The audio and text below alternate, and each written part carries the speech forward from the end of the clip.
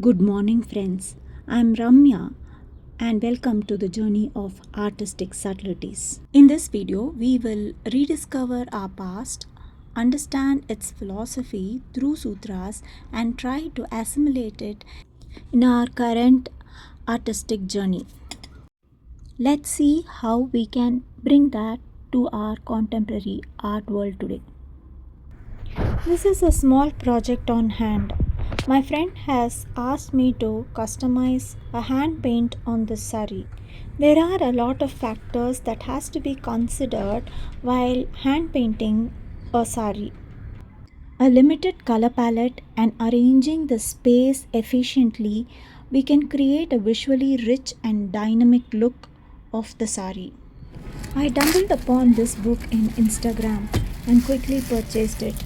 As the title says, South Indian Murals, a legacy of faith and art. The book was a source of inspiration for me. A visual treat full of South Indian murals. And what more could I ask for? After browsing through all the pages, I settled down with this panel which is displayed on the screen. This mural is from the ceiling of the Nandi Mandapa of the Brihadishwarar temple belonging to the 11th century. In our previous video too, we had taken an example of mural from the same temple and analyzed it in detail and saw to that the characteristic features of the mural beautifully categorized under the Nagara style. Here again, I would quickly recap the four styles of rendering as mentioned in the sutras: the Satya style, the Daishika or the Vainika style, the Nagara style, and the Mishra style. Here I would categorize this mural under the Vainika style, or also called as the Daishika style, which is mostly the folk art style or the provincial style. As the very word suggests, Veena, the style has a strong hold on the rhythmic pattern, the stylized connotations, and the harmonious colors. My main source of inspiration is the parrot, which I have taken here. The floral motifs on the border also I have drawn, but I don't know how far I'm going to use it in my application. So let's see how this is going to form on the saree. Here you see the color palette and my mood board. Now I am going to settle down with two motifs that I'm going to play around through the saree. Meanwhile, let me also execute the colors that I had decided on the motifs to get an idea of how it's going to look once we paint on the saree.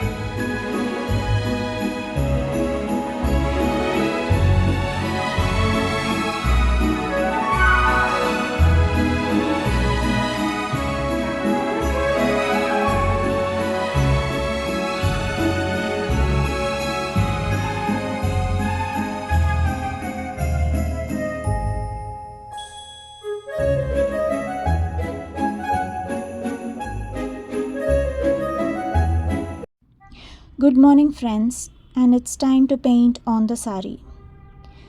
Our colors are set and the motif is ready. Last night, I also did a small homework on what would be the scale of the motif and where I am going to place them. That made me to get a clear vision of the final output.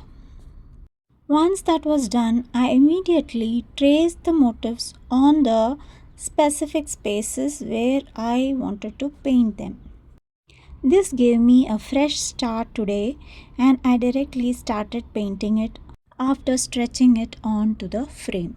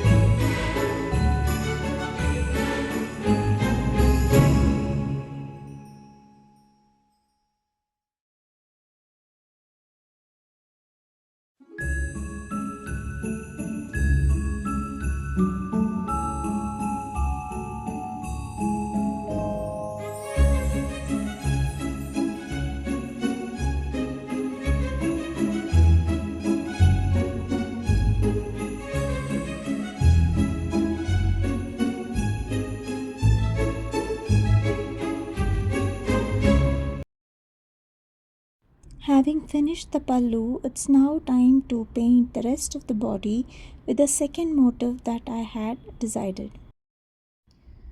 Parallelly, I was running the sutras in mind. Rupaveda pramanani bhavalavanya yojanam sadrishyam varnika bhanga iti chitram shadangakam and rekha cha vartana chaiva bhushanam varnameva cha vigneyam manujashreshta chitrakarma vibhushanaha. Reassuring myself that I have followed the 6 aspects and the 4 elements as mentioned in the sutras in the artwork that I was rendering.